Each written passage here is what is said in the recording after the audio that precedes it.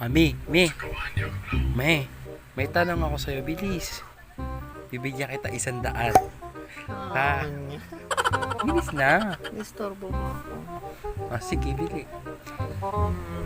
Legit Sa isang, legit to.